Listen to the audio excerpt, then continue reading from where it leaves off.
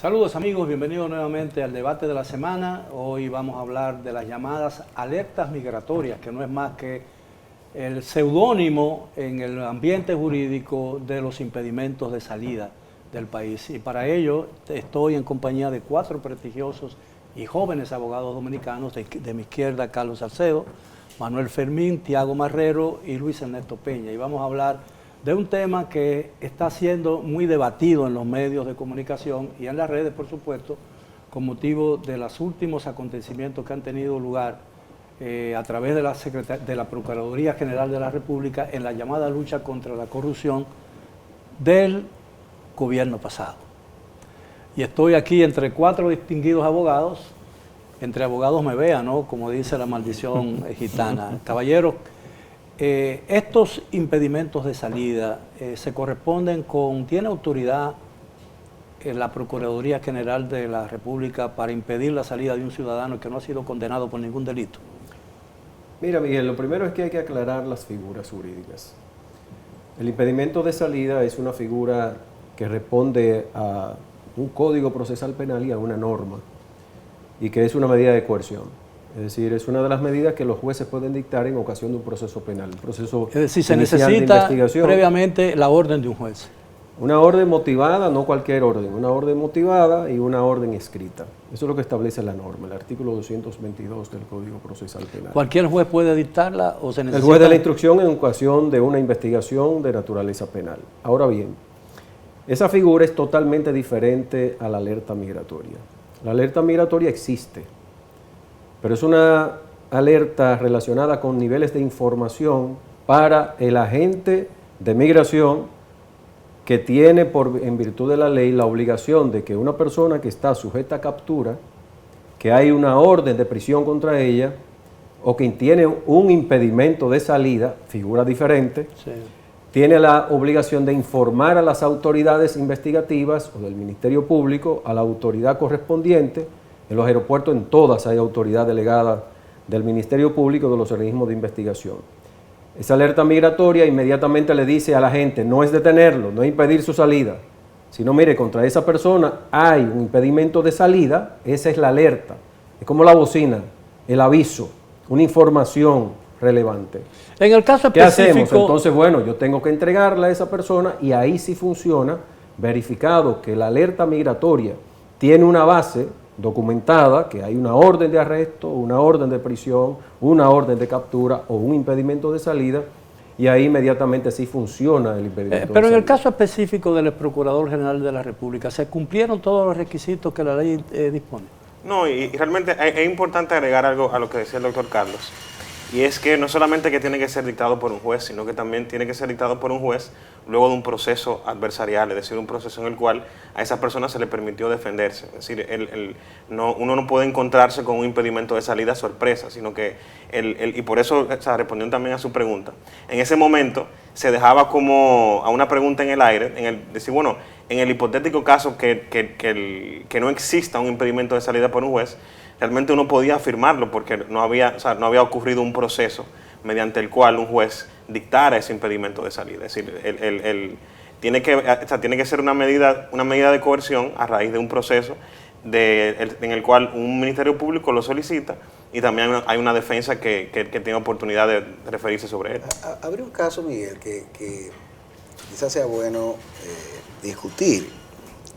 Si hubiese una orden de arresto, que no la había en ese caso, pero si hubiese una orden de arresto, entonces esa alerta permite que el oficial, ¿no?, que está ahí, ¿no?, en migración, pues pueda ejecutar esa orden de arresto, porque entonces se supone que la orden de arresto habría de notificarse a las autoridades migratorias para ahí impedir la salida, pero no impedir en sí la salida, es que hay que ejecutar una orden de arresto. Entonces, un agente de migración en un aeropuerto, un puerto, puede en una situación como esa hacer de policía, ¿no?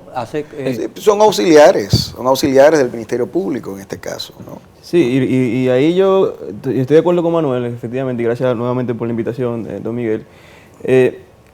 contestando directamente a la pregunta que usted hace, hasta donde tenemos conocimiento no había ni una orden de arresto, ni tampoco había un impedimento de salida, porque como muy bien han dicho aquí los colegas, efectivamente no ha habido una medida de coerción, no ha habido una vista de medida de coerción, no ha habido un juez que la haya ordenado. Y lo que hubo contra Jean Alain Rodríguez ciertamente fue una arbitrariedad de la que quizá él normalmente estaba acostumbrado a realizar.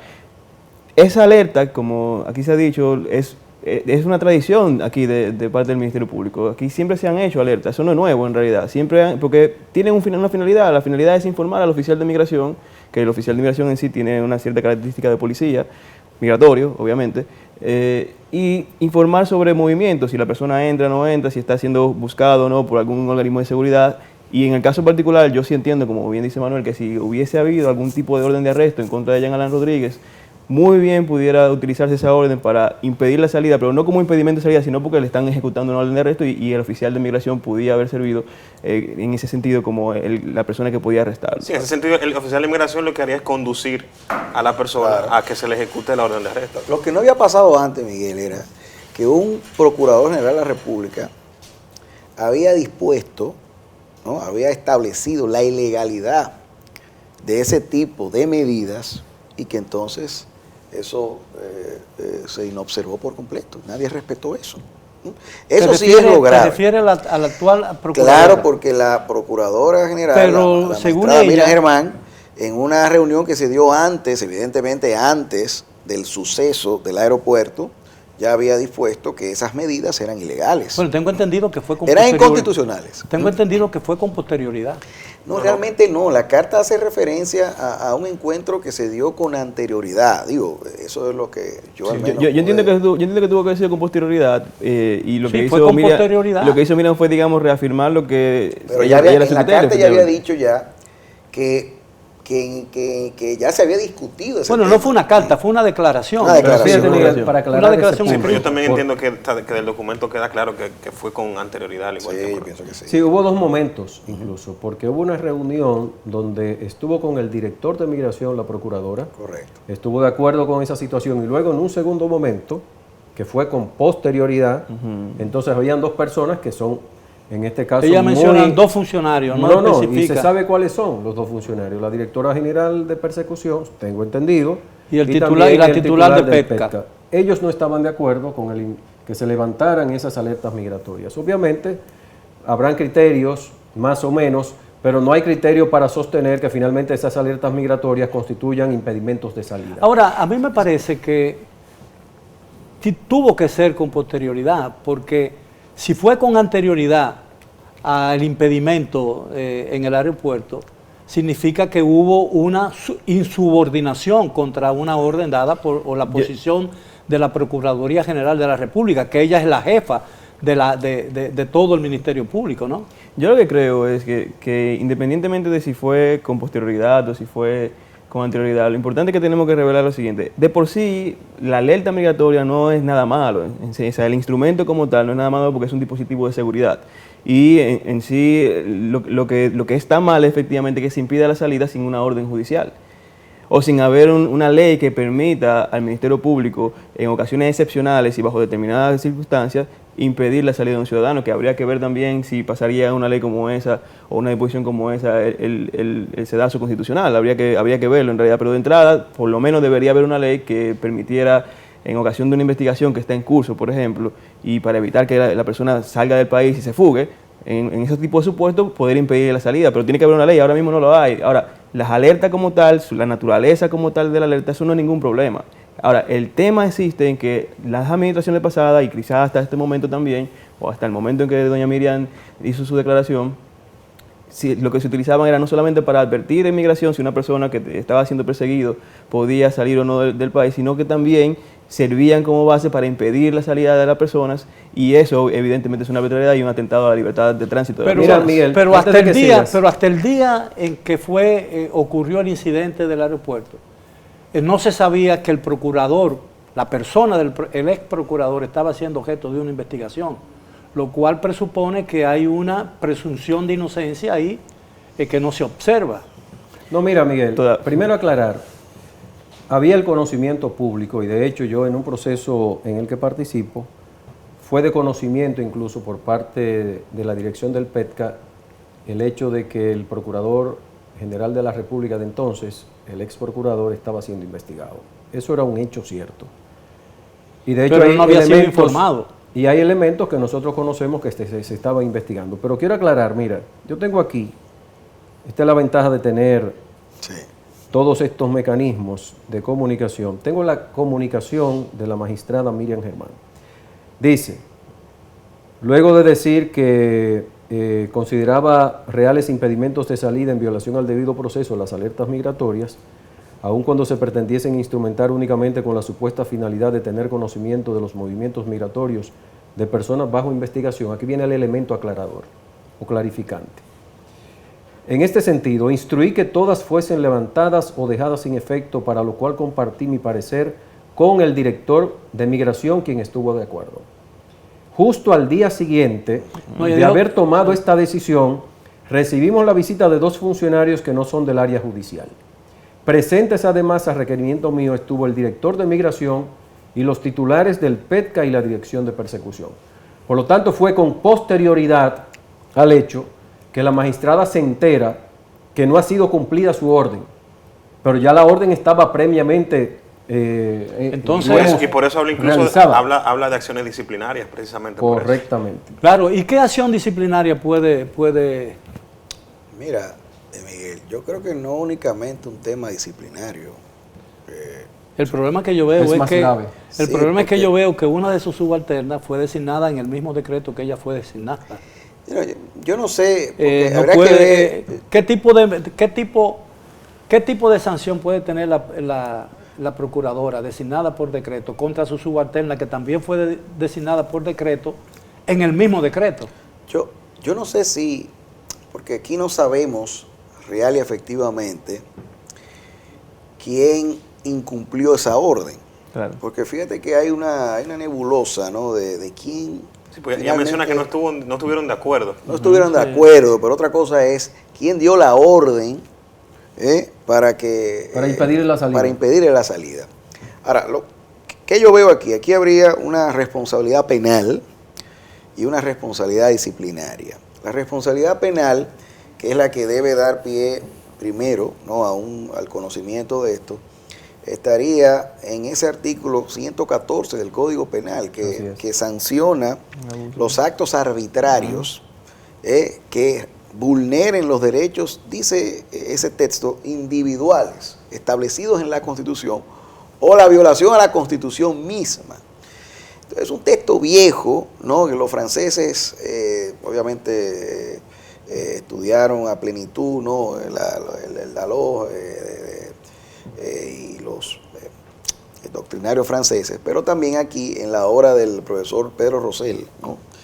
Es un libro, ¿no?, Paradigmático. La base, digamos, de- que es la única obra que trata esa parte de los delitos de corrupción administrativa, pero también los delitos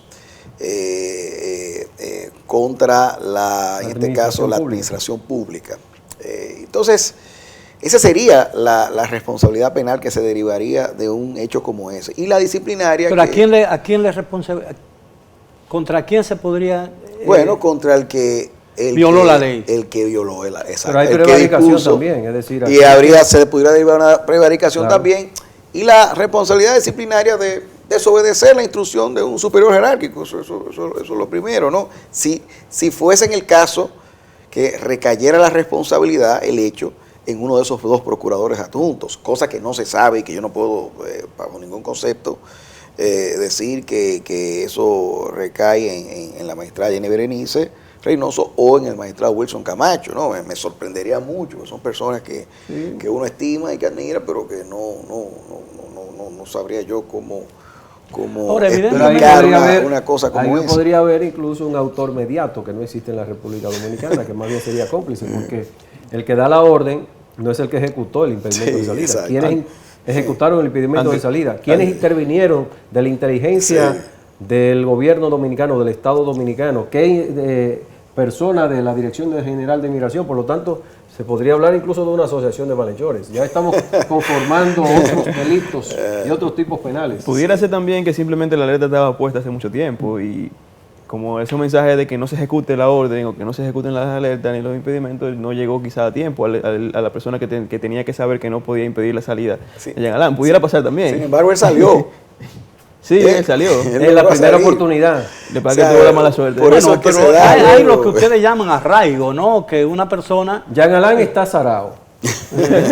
Pero También hay un tema que tú mencionas, Tiago, de que, bueno, que a lo mejor no se había levantado, pero realmente el episodio no fue un episodio de unos minutos, realmente ahí hubo tiempo de que se enteraran, o sea, toda la cadena de autoridades, Claro. de la Dirección de Inmigración hasta el Ministerio Público, de saber que hay una persona que está siendo detenida por Bueno, una alerta, y- que quien las pone, o sea, el génesis de las alertas viene desde la Procuraduría. Bueno, incluso se le impidió viajar porque el avión en que iba a viajar Se dañó. Se dañó. Se dañó. Y él cambió de avión y al cambiar Se de devolvió. avión... Tengo entendido que el avión No, incluso no, salió. no, eso no lo sabía. Sí, sí, es la versión que... El avión que- salió. ¿El avión salió? El avión salió Se y devolvió por un devolvió. problema técnico. Oh. ¿Un problema O sea, que- técnico o porque lo devolvieron?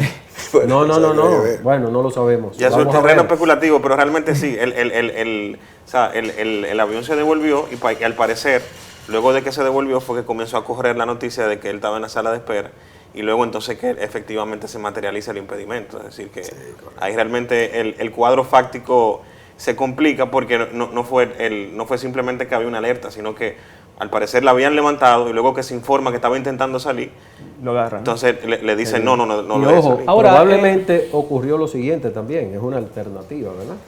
Que no hubiera alerta migratoria y que Sí. frente al el hecho mismo de que el avión se devolvió y verlo a él como una figura tan Sí, claro. pública y sobre todo en este momento, alguien advirtió el asunto a un departamento de seguridad del Estado, de la inteligencia del Estado, y le dijo, mira, ahí está fulano de tal, miren, devuélvanlo, Ahora, impidan su salida. evidentemente el temor es a una fuga, ¿no?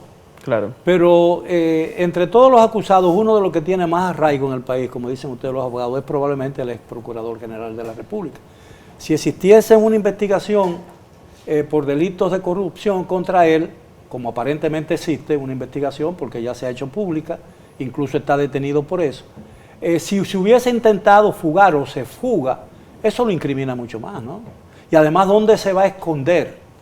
Eso sería un éxito ya para ¿Dónde el se va a Ministerio esconder Público. un ex procurador Una persona general que de se la fugue, República? que se Sería fugue. una absoluta e inmensa imbecilidad Sí. hacerlo, Sí, ¿no? sí, sí. Ingenuidad, además. Claro, y No, aunque, no, aunque la ley ingenuidad. o sea, aunque la ley realmente no permite derivar, o sea, de ese tipo de actuaciones, presunción de culpabilidad, realmente en el ánimo del juez, en el ánimo social, Claro. cuando una persona se intenta sustraer del proceso, lo que se presume que si se intenta sustraer es porque él quiere evadir la responsabilidad que él admite Pero fíjate tener. tú, Miguel, que tú has abordado un tema y Luis ahora ha dado en la diana.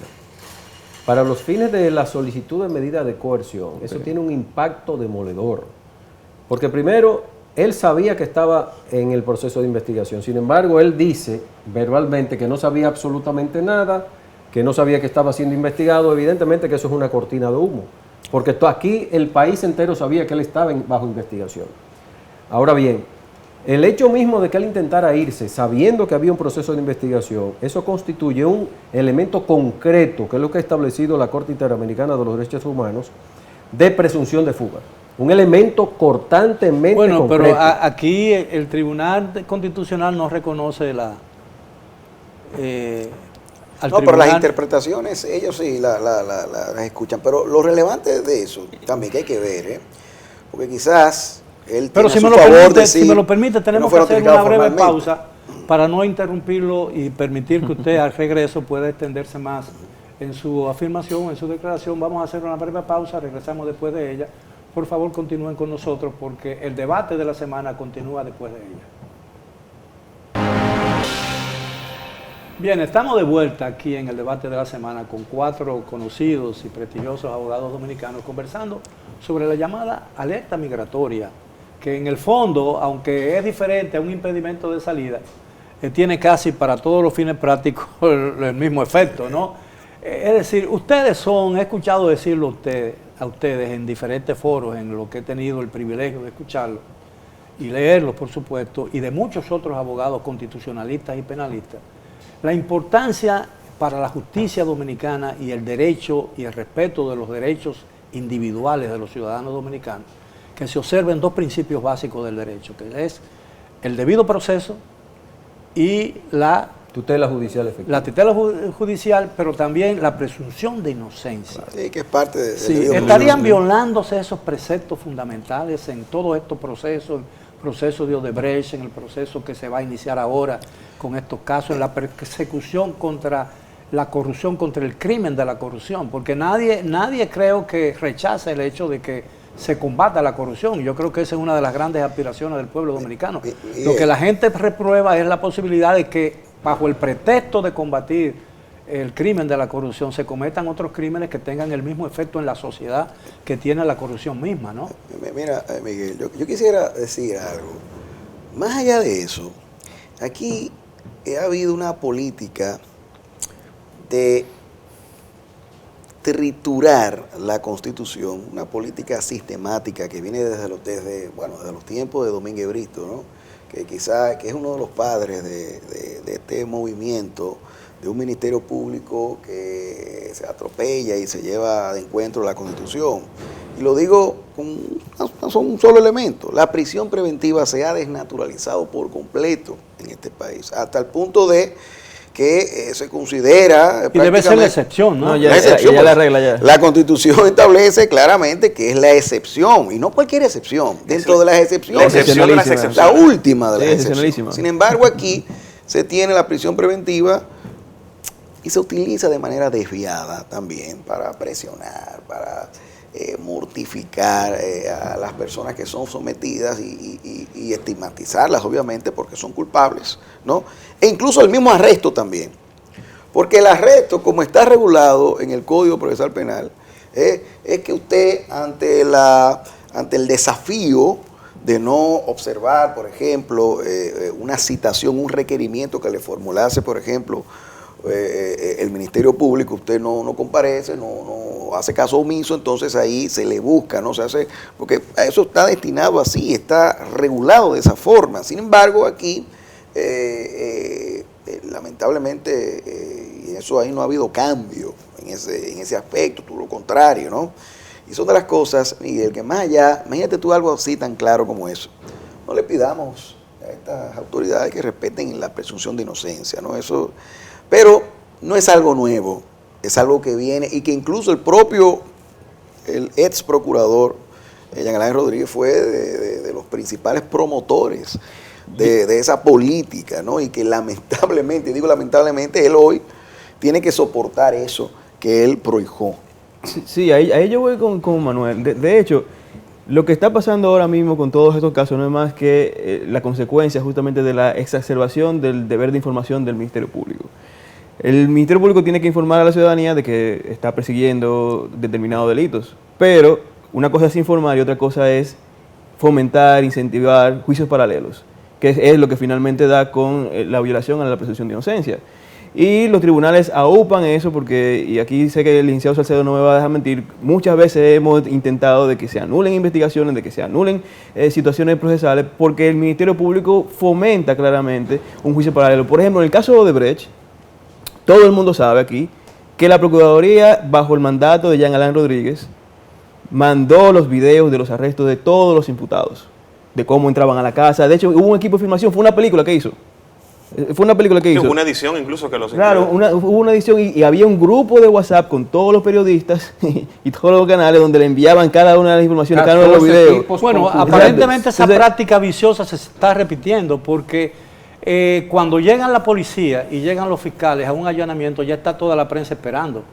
Y todo el mundo sabe que se han filtrado informaciones cuya fuente ha sido la Procuraduría General de la República. Pero hay que decir que no de esa forma como se hacía bajo la ya, de Jean Alain Rodríguez. Ya no es una película, ya. Sí, ya era una película. Ya no era una película. Antes era con ediciones Sí, y cosas. ya era Ahora película. realmente, bueno, lo que pasa es que se llegan, qué sé yo, No, 5 o pero 6 ahora camionetas. ahora se han filtrado expedientes. Sí, claro. Expedientes en fase de investigación, que yo creo que está prohibido, Sí, ¿no? sí, sí, Mira, por Miguel, supuesto. eso no es mira, nuevo Miguel, Por tampoco. supuesto. el punto que tú has abordado es un punto tan tenebroso, peligroso para la institucionalidad democrática del país, para todas las instituciones, que la gente no advierte en general el grave peligro que se cierne en cada uno de los procesos en los cuales cualquier ciudadano puede verse envuelto. La presunción de inocencia es una ilusión institucional dominicana. Una Es ficción. una ficción constitucional. Aquí Eso es grave, la ¿no? presunción de culpabilidad ni siquiera existe. Aquí existe culpabilidad anticipada, Y luego- auspiciada por el Ministerio Público, que solamente pide prisión preventiva en todos los casos, sobre la base de que se trata de una afirmación de una gravedad que no sabemos si es cierta. Que no sabemos si es cierta. La gravedad la magnifica y la hace el Ministerio Público en sus pronunciamientos y en la solicitud de medida de coerción, sin ninguna justificación concreta de una presunción de fuga, por ejemplo. Entonces, la presunción de inocencia ni existe la presunción de culpabilidad. Aquí existe la culpabilidad anticipada, que con todo eso que está diciendo Tiago y que ha dicho Luis y también Manuel, se fortalece mucho más porque la prensa está siendo informada previamente de lo que está sucediendo, se cuelan esas informaciones escritas. Los y de toda acusados, naturaleza. los acusados se juzgan y condenan primero en los medios que antes, No, y que ante los también hay tribunales. algo importante destacar, y realmente como mencionan todos, o sea, nosotros venimos cosechando cosas que se han venido sembrando desde hace mucho tiempo, y son, o sea, han sido prácticas que, o sea, en donde la excepción se ha vuelto la normalidad, y realmente este Ministerio Público las ha continuado. Pero hay un elemento también que es una de las distorsiones en la función del Ministerio Público que también es importante tener en cuenta, y es que el Ministerio Público, al final de cuentas, es manejado por seres humanos que, al igual que la defensa, quieren ganar.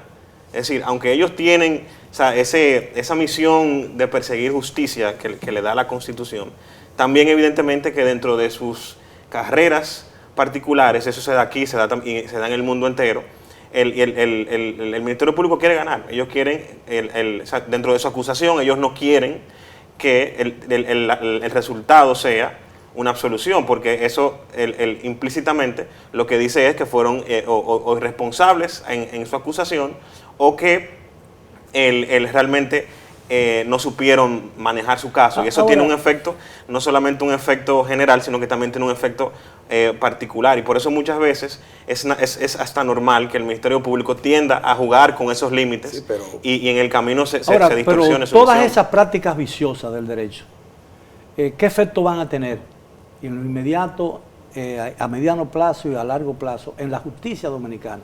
Es decir, en la confianza de la población, del pueblo dominicano, en los mecanismos de justicia para realmente combatir todos los males de la sociedad, todos los vicios y todos los crímenes de la sociedad. Mira, Miguel. Aquí se ha perdido la confianza en la clase política. Sería catastrófico que a eso se sumara una desconfianza también en los instrumentos para hacer justicia, ¿no? En los tribunales. Pero mira algo, Miguel. Eso en parte es cierto lo que dice Luis, ¿no? Ahora, también hay que entender que un abogado, a diferencia de un fiscal, por ejemplo, los fiscales tienen un régimen estatutario al cual se deben, ¿no? Y hay unos mandatos. Y ustedes tienen ahí. una obligación que defender a su cliente. Claro, pero fíjate, en el caso de un miembro del Ministerio Público, un fiscal, hay unos mandatos, son unos principios, ¿no? Pero yo digo mandato, ¿no? Por ejemplo, la objetividad. Y esa objetividad lo que implica es que ese fiscal tiene que buscar pruebas a cargo, pero también las pruebas a descargo. Y solo al final de una investigación, insisto, objetiva, se supone que debe ser una investigación partiendo de esa premisa. Con total y absoluto desapego al momentum político, ni mucho menos. Entonces, con base a eso, bueno, él decide si presenta o no un requerimiento conclusivo, una acusación. Ahora, ¿en quiénes recae el peso para evitar esos desbordamientos? Son los jueces. Porque yo puedo entender eso, incluso esa lógica que lo plantea el querido amigo Luis.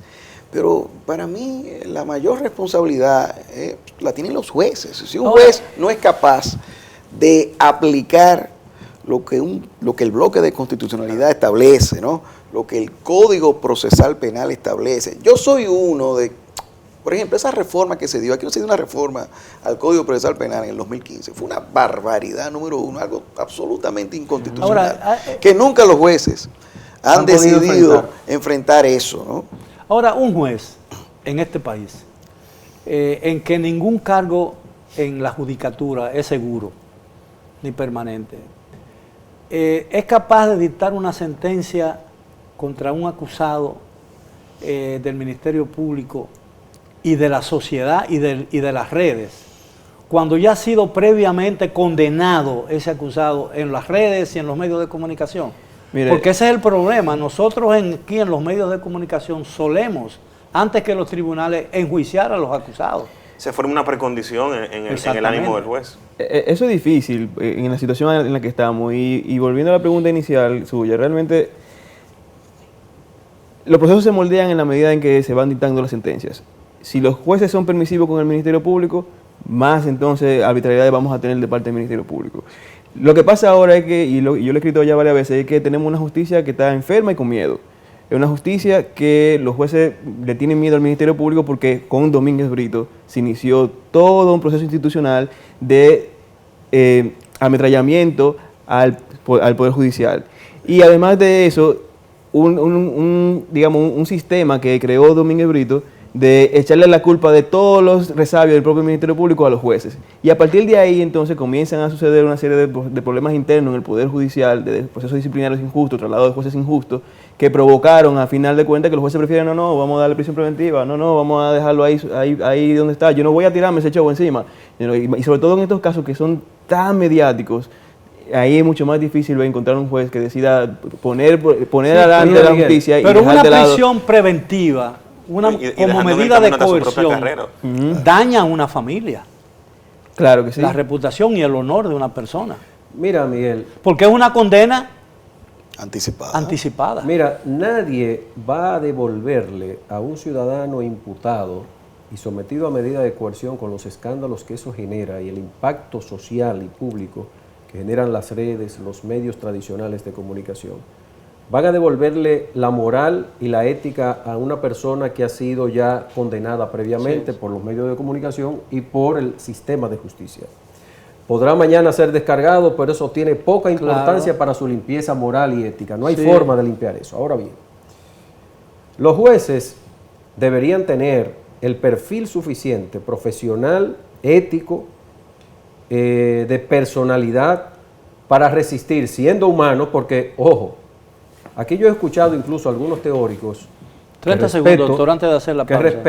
Que dicen que los jueces deben ser imparciales e independientes. Eso es cierto, y para eso existen mecanismos institucionales que favorecen eso. Pero los jueces no son neutrales.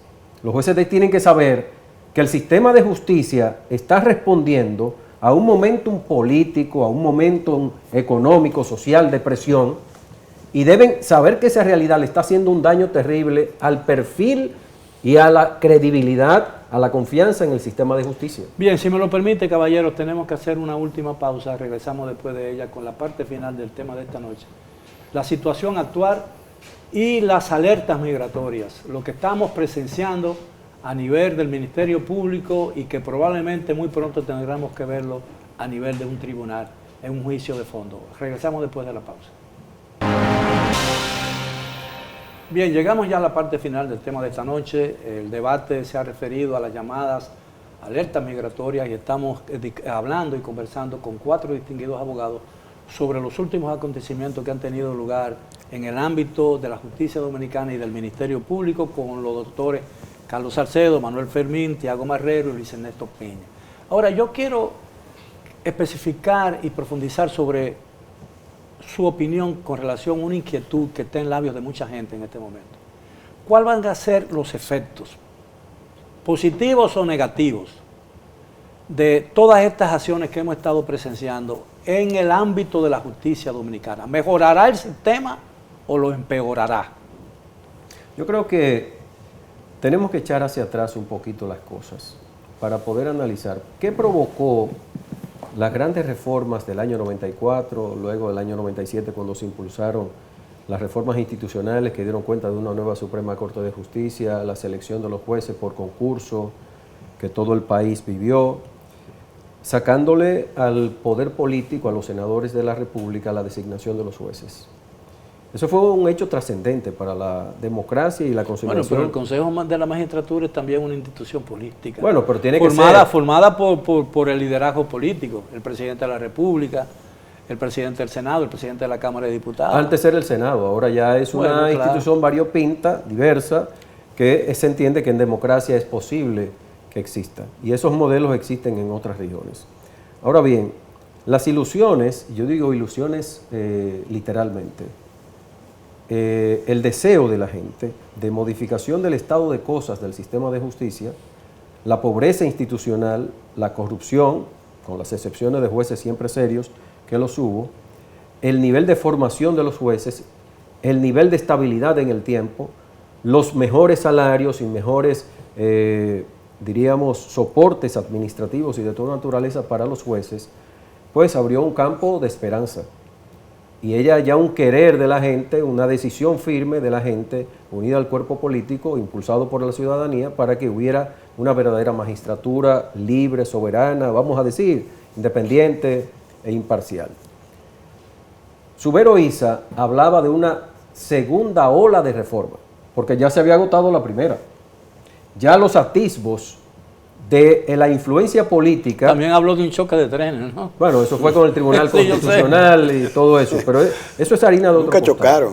Lo que quiero decir es que hay que remitirse en el tiempo para ver que ya el llamado de atención venía siendo dado por la población y por gente como Subero Isa, siendo presidente de la Suprema Corte de Justicia, que fue honesto y decir, ya la primera ola se cumplió, hay una segunda ola de reforma. Y todavía esa ola nueva Entonces, la necesitamos. para restaurar la credibilidad perdida del sistema de justicia, solo eso es posible con una ciudadanía reclamante no de juicios paralelos ni de penas anticipadas, sino de respeto a derechos.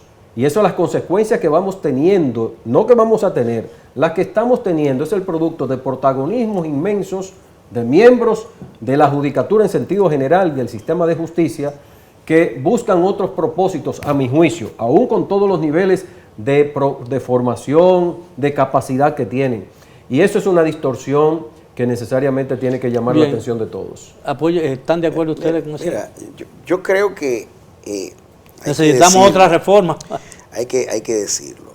República Dominicana no es la única, no es el único país que tiene este problema. Incluso en Estados Unidos hay un libro que a mí me impresionó mucho, producto de una situación personal que vive el autor, que es Alan Dershowitz, que es un destacado profesor, un académico, incluso profesor de Harvard, y un abogado en ejercicio. Entonces, él, con relación a una imputación que se le hizo a él por este famoso, él era abogado del magnate que fue acusado de crímenes, De Weinstein, ¿no? de abusos sexuales, Sí, crímenes sexuales, ahora no recuerdo. No era Weinstein, pero era No recuerdo el nombre, el que ¿no? se suicidó. El que se suicidó, correcto, en la celda. Entonces él escribió un libro que era culpable por la acusación. Es decir, donde él dice, mire, en un sistema como este, yo soy culpable por el solo hecho de ser acusado. Entonces, nosotros no podemos llegar a eso. Que usted sea culpable por el solo Claro, hecho de ser puede acusado. Cualquiera puede acusar, Miguel, ¿no? Y eso es algo que, porque no es únicamente ser acusado por el Ministerio Público o el Ministerio Público, donde te dicen así, ¿no? Sino también por cualquier particular que se convierte en querellante, ¿no? Y de repente formula una querella de 40 o 50 páginas. Hay abogados que tienen mucha creatividad. Y entonces esto se esparce por las redes sociales, claro, etcétera, y ya usted tiene un problema. Crea una percepción Crea que va a una ser muy percepción, difícil ¿no? de después de borrar. Entonces, nadie puede apoyar algo así. Primero porque el diseño constitucional nuestro no ampara nada de eso, todo lo contrario. Entonces el título es culpable por la acusación. Sí. Así es. Yo honestamente pienso que la confianza del Poder Judicial y del sistema de justicia depende en gran medida de la labor que hagan los jueces. Y le toca a ellos, a los jueces que ya se beneficiaron de esta primera ola que muy bien mencionaba el licenciado Salcedo, reafirmar la confianza del sistema judicial. Y eso lo hacen a golpe de Estado de Derecho. Es decir, cada vez que el Ministerio Público o que los creyentes cometan excesos, tiene que venir una sentencia que reafirme el derecho, que reafirme la garantía que están claramente identificadas tanto en la Constitución como en el Código Procesal Penal. Si mantenemos nosotros lo que es paños tibios con el Ministerio Público, lo que vamos a tener es un punto en que el Ministerio Público va a culpabilizar a la persona y la sentencia lo que va a ser un sello con mígrafo, como muy bien estamos hablando acá. La acusación va a ser el instrumento de culpabilidad, que es lo que estamos diciendo. Y para frenar eso, necesariamente, los jueces tienen que asumir el riesgo de afirmar y ratificar lo que es el Estado de Derecho. Eso Jueces es lo que como yo pienso. Miriam Germán, jueces, así que se necesitan jueces. No, y el peligro principal es realmente como mencionaba Manuel. O sea, el peligro principal es que el proceso penal se convierta en un arma. Entonces, de inmediato, si se relajan esos controles que existen precisamente para evitar ese tipo de cosas, entonces esa acusación se convierte en un arma política, en un arma inclusive empresarial. O sea, al que yo quiero simplemente desacreditar o hasta quitar del medio, claro, políticamente, económicamente o hasta familiarmente, yo simplemente tengo que armarle un expediente creíble en alguna coyuntura. Y si no hay los controles debidos para que realmente que la presunción de inocencia lo proteja y todas las garantías, entonces realmente es el peligro principal en cuanto al proceso penal. Es que ni siquiera ese expediente tiene que ser creíble, con que existe ese expediente es suficiente. Claro, entonces en el proceso penal hay un gran choque, y un choque realmente necesario, o sea, porque incluso comentaba en otro programa con don Miguel, que realmente dentro del rol del Ministerio Público, esa característica hasta cierto modo impetuosa es normal. ¿Por qué? Porque el Ministerio Público acusa y tiene, digamos que dentro de una sociedad democrática es el único que tiene libertad o más libertad que cualquier particular de acusar, de decirte abiertamente de que tú cometiste un crimen sin que de eso se deriven consecuencias civiles o penales, salvo que evidentemente se pruebe negligencia.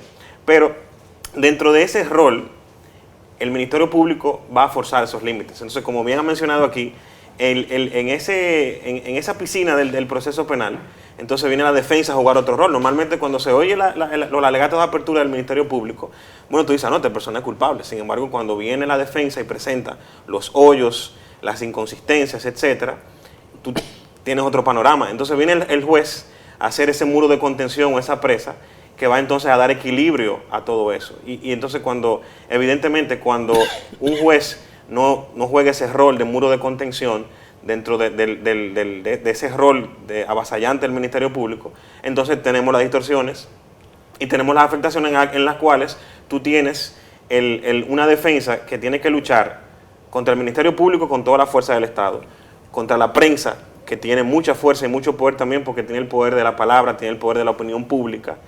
Y entonces el tercero, que quien se supone que tiene que protegerte, que es el juez, si tiene miedo, entonces... ¿Y la ciudadanía? Claro, y también contra esa ciudadanía que viene influenciada por ese rol de la prensa y también por cuando el Ministerio Público extiende esos límites. Entonces, en conclusión, muy brevemente, porque nos quedan apenas un par de minutos. ¿Estamos caminando en la dirección correcta o no? No. Penosamente, aún cuando, como decía Manuel, hay manifestaciones destacables de una Miriam Germán ahí que sirve de muro de contención y diríamos de foco, de luz importante, y hay otros ministerios públicos, pero hay una pobreza institucional en el Ministerio Público que se viene de alguna manera alimentando, no en este momento, viene desde antes, ya lo han dicho mis compañeros, y que finalmente ha tenido consecuencias desastrosas, que incluso está teniendo una influencia determinante en miembros del Ministerio Público a nivel nacional que han perdido la credibilidad en el propio Ministerio Público. Hay cantidades de Ministerios Públicos renunciando o que están a las puertas de renunciar porque no ven la posibilidad ni siquiera de crecimiento. Arbitrariamente, tengo entendido. Entonces, también muchos otros. Ese nivel de perversión institucional y los milagros que se dan al interno del Ministerio Público y los focos de atención buscados por determinados miembros del Ministerio Público para sobresalir por sobresalir, no por el caso mismo, llevándose de encuentro todo el Estado de Derecho, evidentemente que le está haciendo un daño terrible que necesariamente tiene que llamar la atención del mundo político, que se puede ver afectado mañana, el que sufre la consecuencia porque haya hecho algo perfecto. Bien, ya sé su respuesta sobre si estamos en buena o mala dirección. Quisiera saber muy brevemente la de los otros tres invitados. Yo creo Miguel, por razones de tiempo. Lo relevante aquí es, caramba, uno quisiera tener la certeza de que la judicatura, que es la que tiene que servir verdaderamente como límite ante esos desbordamientos, tenga claro ese rol, ¿no? Y de eso se trata. Yo creo que el gran reto que tiene la sociedad es demandar de esos jueces que simple y sencillamente hagan su labor, su rol, ¿no? Que es garantizar los derechos de las personas que están siendo sometidas a una persecución. Doctor Marrero. Yo reitero nuevamente, estamos ante una justicia enferma, no vamos por buen camino en el momento y corresponde a los jueces servir de muro de contención, servir de quienes ratifiquen y enarbolen el Estado de Derecho. Son ellos los que pueden enmendar esta situación para poder elevar el estándar Pero de usted lo ha que se necesita en la dicho justicia. que además de estar enferma, está llena de miedo. También tiene miedo. Sí, y realmente estamos en un momento peligroso, pero también importante.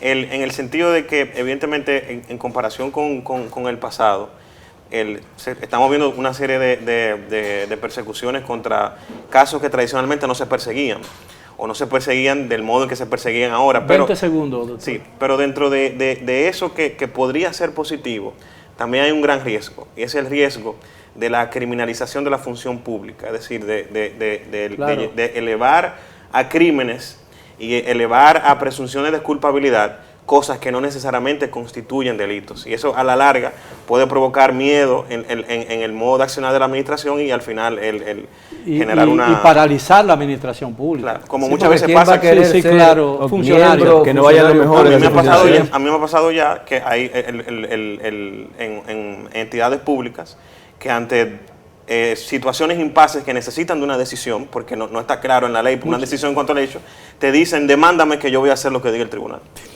Bien, caballeros, muy agradecido por la amabilidad y el privilegio de tenerlos aquí en el programa para conversar sobre un tema de tanta importancia para el presente y el futuro de la República Dominicana. Ha sido todo por esta noche, los esperamos el próximo sábado para otro programa similar. Hasta entonces. Gracias.